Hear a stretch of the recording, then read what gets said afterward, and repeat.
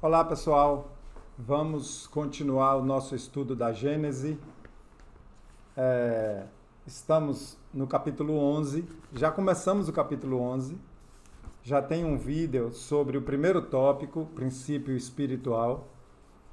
E nesse vídeo agora concluímos esse tópico, princípio espiritual. Certo? Deixamos aqui no item 5.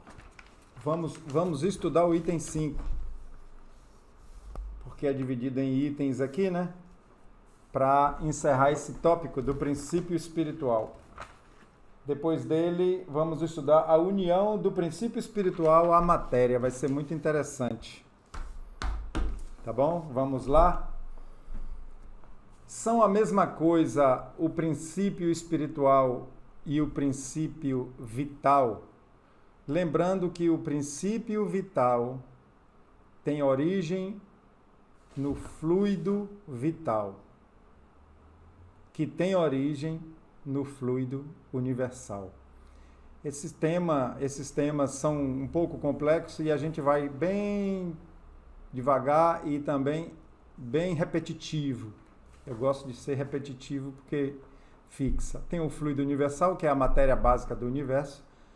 Dele se origina o fluido vital, que está em nós, dando vida ao corpo físico.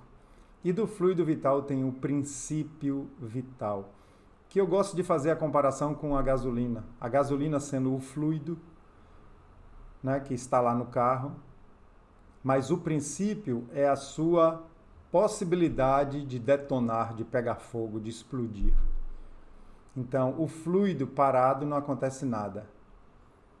Quando a centelha chega nessa gasolina, ela manifesta o seu princípio vital, a sua vida, a sua explosão. Olha só que legal, que comparação bem próxima, né? Então ele pergunta se são a mesma coisa o princípio espiritual e o princípio vital. Partindo, como sempre, da observação dos fatos, diremos que se o princípio vital fosse inseparável do princípio inteligente, haveria certa razão para que os confundíssemos. Mas, havendo como há seres que vivem e não pensam, quais as plantas, corpos humanos, que ainda se revelam animados de vida orgânica, quando já não há qualquer manifestação do pensamento, uma vez que no ser vivo se produzem movimentos vitais independente de qualquer intervenção da vontade, né? Por exemplo, batimento cardíaco, respiração, são movimentos vitais independente da nossa vontade. Você está aí respirando e não precisa ter vontade de respirar, você respira automaticamente. Que durante o sono a vida orgânica se conserva em plena atividade, enquanto a vida intelectual, por nenhum sinal exterior se manifesta, é cabível se admita que a vida orgânica reside num princípio inerente à matéria, independente da vida espiritual, que é inerente ao espírito. Vamos raciocinar um pouco aqui. Ele está explicando tudo isso para mostrar que o princípio vital que gera o fluido vital está dando vida ao corpo. E ele mostra aqui que vidas orgânicas que não pensam, como a planta e como um corpo humano que está no sono, aquele corpo não pensa. Quem pensa é o espírito. Ainda assim, está com a vida do princípio vital, dando vida a esse corpo, dando vida a essa planta. Então, ele está querendo enfatizar que o princípio vital é um princípio separado do princípio espiritual. Olha só.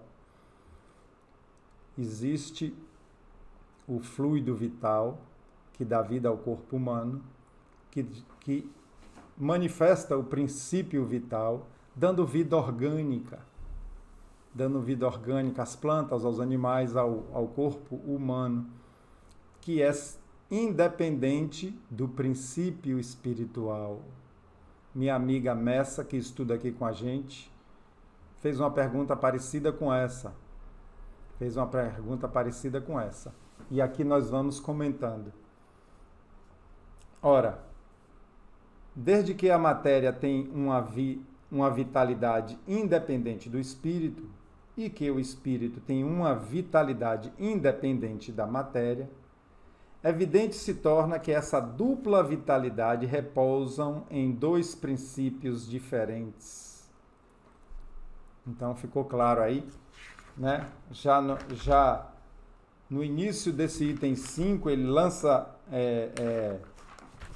lança uma pergunta, logo no princípio aqui desse item 5, são a mesma coisa o princípio espiritual e o princípio vital? E ele fecha esse parágrafo deixando claro que não.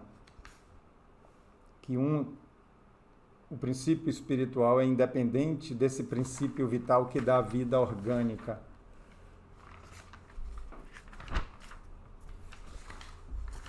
Vamos aqui no item 6.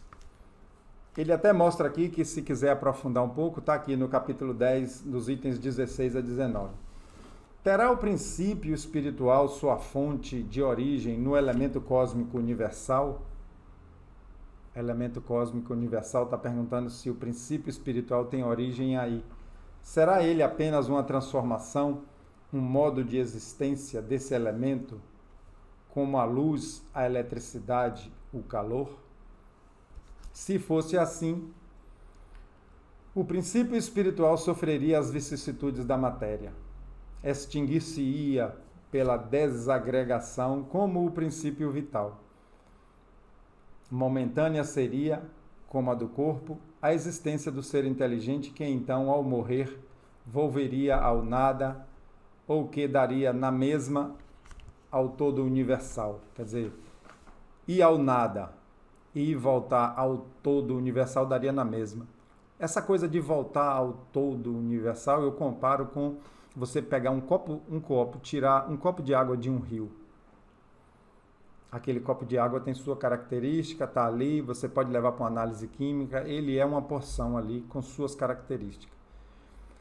Se você voltar lá no rio e jogar esse copo d'água, ele voltou ao seu todo. Jamais se recolhe esse copo novamente. Você pode recolher outro copo d'água, mas não aquelas mesmas moléculas de água que estava no copo. Então, se o espírito voltasse a um todo universal, ele não teria individualidade. Então, a doutrina espírita nos ensina que há uma individualidade mesmo depois da morte do corpo. E ele completa aqui, o que daria na mesma ao todo universal seria, numa palavra, a sanção, quer dizer, a confirmação das doutrinas materialistas. As propriedades sui generis, ou seja, peculiares, que se reconhece ao princípio espiritual, provam que ele tem existência própria, pois que sua origem estivesse na matéria, aquelas propriedades lhe faltariam. Quer dizer, as propriedades do princípio espiritual faltaria a ele se ele fosse derivado da matéria. Desde que a inteligência e o pensamento não podem ser atribuídos à matéria, chega-se, remontando os efeitos pela causa, à conclusão de que o elemento material e o elemento espiritual são dois princípios constitutivos do universo. Olha aí, o elemento espiritual e o elemento material. Lembra que a gente aprendeu que no universo só existe três coisas? Matéria, espírito e acima Deus, a causa primária de todas as coisas, sendo que matéria e espírito também têm suas evoluções. E se você retornar do espírito, né, para os reinos animal e vegetal, teremos princípios espirituais. A gente chama de espírito quando se torna humano. Então, o princípio espiritual e o princípio material. São os dois princípios constitutivos do universo. Individualizado, o elemento espiritual constitui os seres chamados espíritos, que eu já antecipei a explicação. Como individualizado, o elemento material constitui os diferentes corpos da natureza, orgânicos e inorgânicos. Olha que ele fala até do princípio material individualizado. Formarão os corpos orgânicos e inorgânicos. O que são corpos inorgânicos? Os elementos da tabela periódica da química, né, que forma tudo, a pedra, o chão, a cadeira, né, tudo que há de sem vida. Um lápis, uma caneta, ali tudo é matéria, com os elementos químicos que formam. Já os orgânicos são aqueles que já têm uma vida, olha, já tem um princípio vital. As plantas, os animais e nós também, não é isso? Então, eu tinha falado que nossa amiga Messa fez uma pergunta, ela fez se o princípio espiritual e o princípio inteligente eram a mesma coisa. Ela não falou de princípio material, falou princípio espiritual e princípio inteligente. Sim, é a mesma coisa. Já que o espírito é o princípio inteligente do universo. Admitido o ser espiritual e não podendo ele proceder da matéria, qual a sua origem, seu ponto de partida? Então, já concluiu-se aqui que está explicado que o princípio espiritual não provém da matéria, não deriva da matéria. Tem até uma frase muito legal a respeito dos filhos, que fala assim, o corpo provém do corpo, mas o espírito não provém do espírito. O corpo é matéria, um pai e uma mãe, quando geram um filho, está gerando o corpo do filho. Olha só, o espírito que anima aquele corpo não foi gerado pelos pais. Ele já pré-existia. Aqui falecem absolutamente os meios de investigação, como para tudo o que diz respeito à origem das coisas. Então, falecem, param, morrem, todos os meios de investigação. Para responder essa pergunta, que está aqui no primeiro parágrafo, de onde vem esse ser espiritual, o seu ponto de partida. Então, não há meios de investigação. O homem apenas pode comprovar o que existe acerca de tudo o mais. Apenas lhe é dado formular hipóteses. E quer porque esse conhecimento esteja fora do alcance da sua inteligência atual, olha só, nossa inteligência é limitada, quer porque ele seja inútil ou prejudicial presentemente. Deus não lhe outorga, nem mesmo pela revelação. Então, saber da origem do espírito pode ser, primeiro, que a gente não tem ainda a condição de entender, e pode ser até mesmo prejudicial para o nosso momento saber disso. Então, a gente não tem acesso a essa origem. A gente só sabe assim, pelos ensinamentos dos espíritos, que é um princípio espiritual que evolui nos reinos, inclusive no mineral, né, vegetal, animal. É um princípio espiritual que evolui. E depois aí de um intervalo, ele encarna pela primeira vez como espírito humano num planeta primitivo, como já foi a Terra no tempo das cavernas. Mas, fora essa visão geral do que ocorre, como foi criado aquele princípio espiritual no início, é assim que ele responde, que nos falta capacidade e que não é revelado. O que Deus permite que seus mensageiros lhe digam, e o que, aliás, o próprio homem pode deduzir do princípio da soberana justiça, atributo essencial da divindade, a soberana justiça é um dos atributos da divindade, é que todos procedem do mesmo ponto de partida. Olha, isso aqui é princípio fundamental da justiça divina, aprendizado fundamental da doutrina espírita. Todos começam do mesmo ponto de partida. simples e ignorante, assim aprendemos. Até o nosso Senhor Jesus Cristo começou simples e ignorante, no mesmo ponto de partida que qualquer um de nós começou. Ele chegou aonde chegou por mérito próprio, não porque ele foi feito um ser especial, não porque ele é Deus. Um espírito que evoluiu desde o início, desde a primeira encarnação até o espírito de luz que ele é. Que todos são criados simples e ignorantes com igual aptidão para progredir pelas suas atividades individuais. Que todos atingirão o grau máximo da perfeição com seus esforços pessoais. Olha, todos chegaremos ao nível de Jesus. Que todos, e ele está falando todos, o pior ser humano que você queira citar aí, chegará ao nível de Jesus. Que todos, sendo filhos do mesmo Pai, são objetos de igual solicitude. Deus, as leis divinas se manifestam igualmente para qualquer um. Que nenhum há mais favorecido ou melhor dotado do que os outros, nem dispensado do trabalho imposto aos demais para atingirem a meta. Não há privilégio, não há privilégio nas leis divinas. Não há favorecimento. Todos estão submetidos às mesmas leis e às mesmas oportunidades. Por isso que, numa percepção maior, não há vítimas. Não há vítimas. Não há injustiça. Nós somos herdeiros de nós mesmos. Ao mesmo tempo que criou desde toda a eternidade mundos materiais, Deus há criado desde toda a eternidade seres espirituais. Se assim não fora, os mundos materiais careciam de finalidade. Né? Se os planetas fora a Terra, fossem vazios apenas para enfeitar o espaço, né? Ele está dizendo aqui que Deus teria criado mundos materiais sem finalidade.